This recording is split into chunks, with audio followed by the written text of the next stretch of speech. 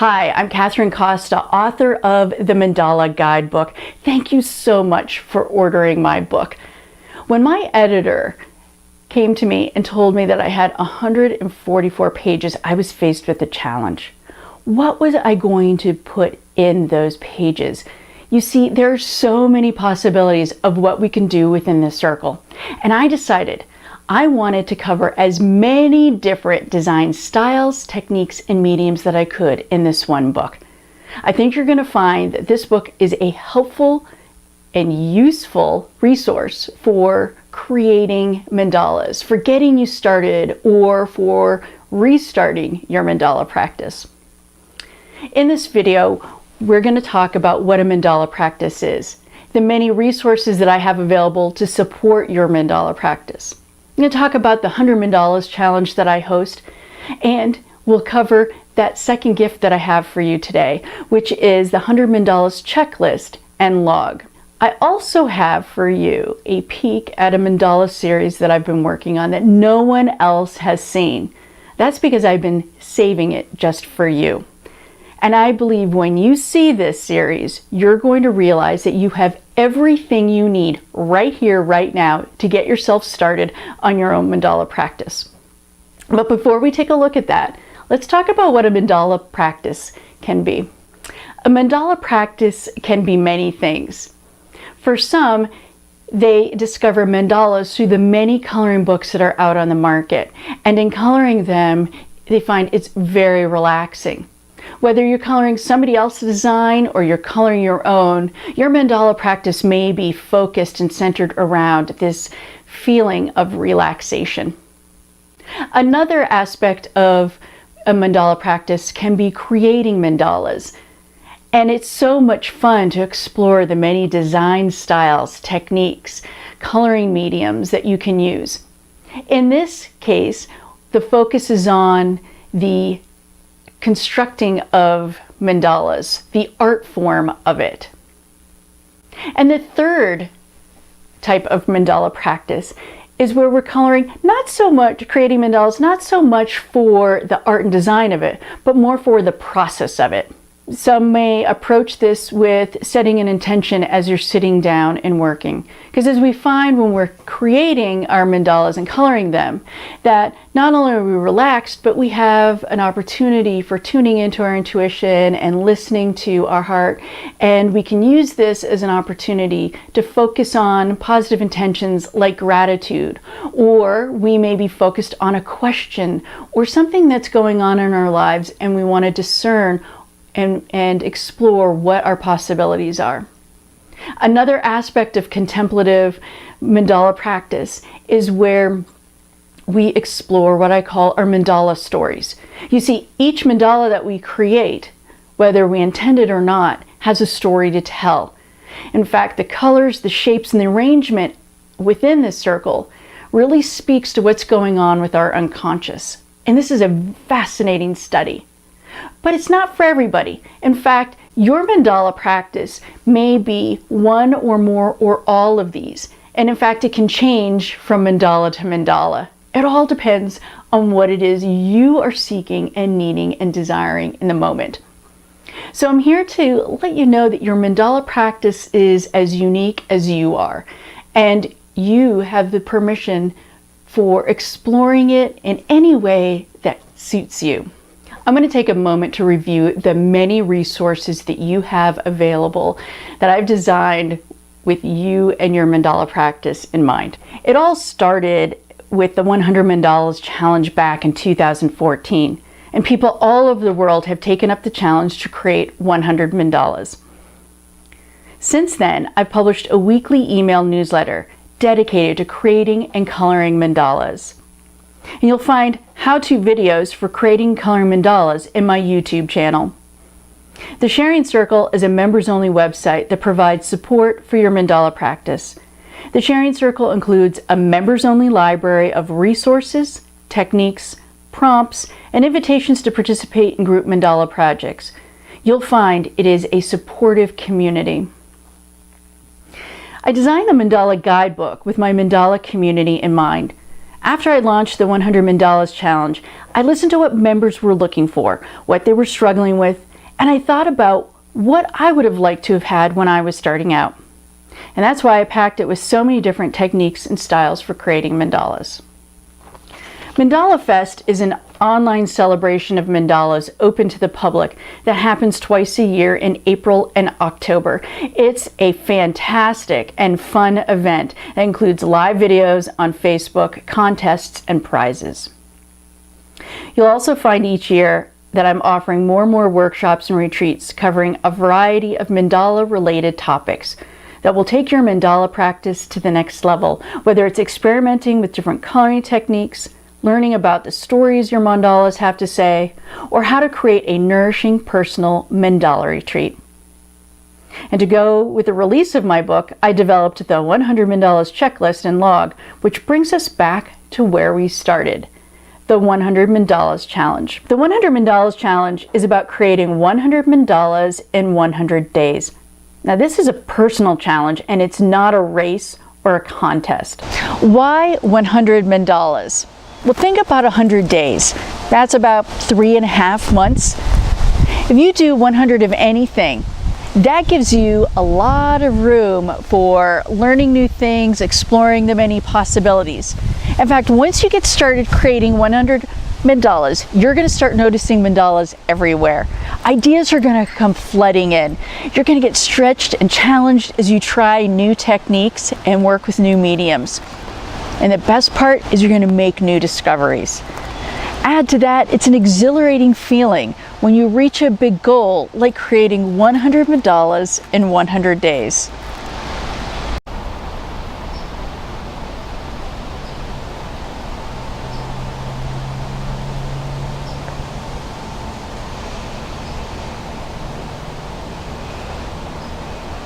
I have a secret.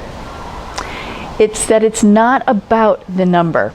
I've seen people get hung up and worried about the number 100, while others will flat out reject the idea of even keeping track of their mandalas. Truly, it's not about the number. It's about a commitment that you're making to yourself. It's a commitment to exploring your creative side and making time for it each and every day. It's time to unplug and to relax and do something that you enjoy. The checklist and log are designed to give you 100 ideas for creating mandalas and to help you keep track of them. You'll find some of the ideas are found in my book, while others go beyond what you find there. I also included some notes throughout the checklist. Now, as you look through this list, follow your curiosity and know there is no right or wrong way to approach this challenge. You may come to an idea in the checklist and create 10, 20, maybe even 100 mandalas based on that one technique, concept, or style. And as I was developing the checklist, I realized that a log would be helpful to not only keep track of the number of mandalas that you're creating, it provides a space for notes that will be a helpful record to you that you can look back on, especially if you keep track of the mediums and the colors you used and where you found inspiration. Now, even though you have the book and you've now got this checklist, you probably have collected a lot of art supplies. You may still be feeling some resistance about getting started. I want you to know you're not alone. Resistance for starting your creative work is really common. And in fact, often it comes with fear. And I know because I've butt up against that fear many times over the years. Now, if you are afraid of making bad art, this is our pep talk for today. We need to take a look at my book. I'm pulling out my copy here. If you don't have your copy, don't worry. I'm going to flash this up on the screen. So I'm going to flip over to the very first project and the very first steps. You got to look at it. Go over to page 13 and look at those first diagrams. Are those perfect lines? I mean, look at those.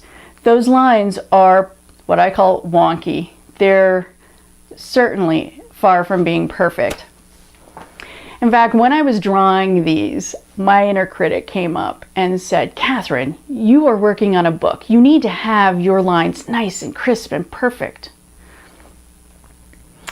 And I just kind of put those thoughts aside and just pressed on. And when I got to the end of this demonstration for this first chapter and I colored in my mandala, I realized that those imperfections seemed to have disappeared. And I thought, you know, after I sent it off to the publisher and it came back in this book format and I looked at those awkward, silly little lines in those first steps, I thought, you know what? It's all good. In fact, this is just what the beginner needs to see. The beginner needs to see that those simple little lines are imperfectly perfect.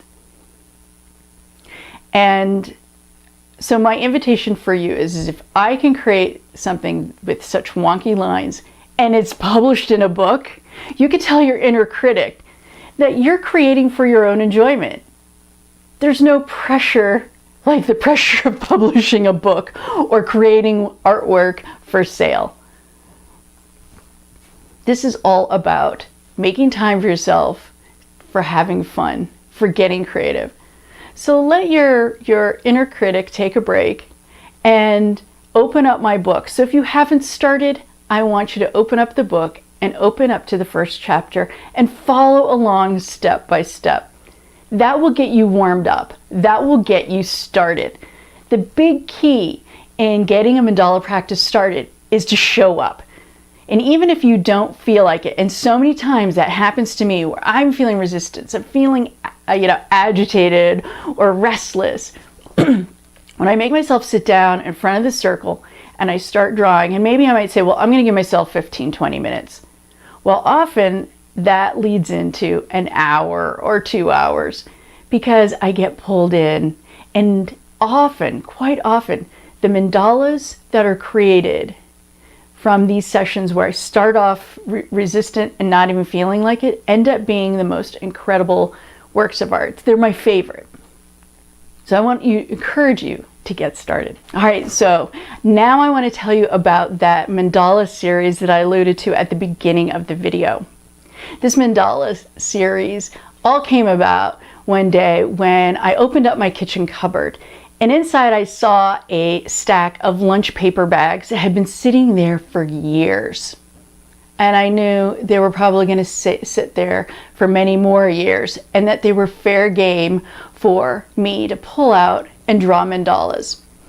So I set out, and each morning before going to work, I would draw a mandala a day. And what I really liked about these bags is that the size of the mandala was small. So it was a great warm-up activity to get my day started, to get my creativity going before I went into the office. So I decided that I would only use black and white for this series, so my focus would be on drawing mandalas and not on the color. As you can see, I worked out a lot of design ideas, and in fact, the second one that I created was a rough idea of a mandala that ended up in my book. Since I was working with only black and white, I played with patterns to create values. I worked out some ideas using hatching and cross-hatching techniques that you can find in my book on page 50. And here's an example of where I drew the same design but varied the marks. You see, you don't have to have fancy paper, fancy tools, fancy markers in order to get your mandala practice started. I got a couple of things I want to tell you about what's coming up in the next video.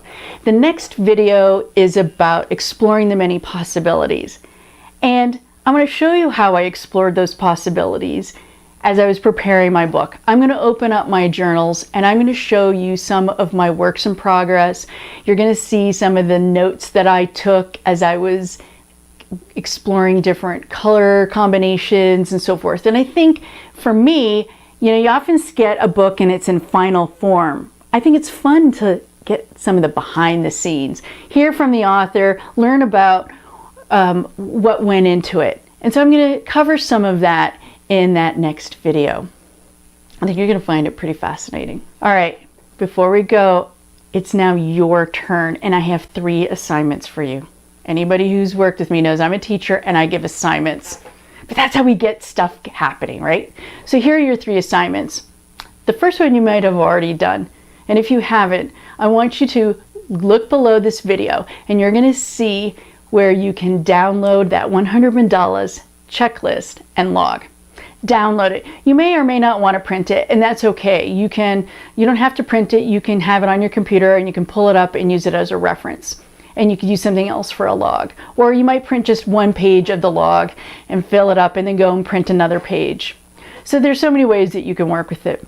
What I want you to do is after you print that up, look through it.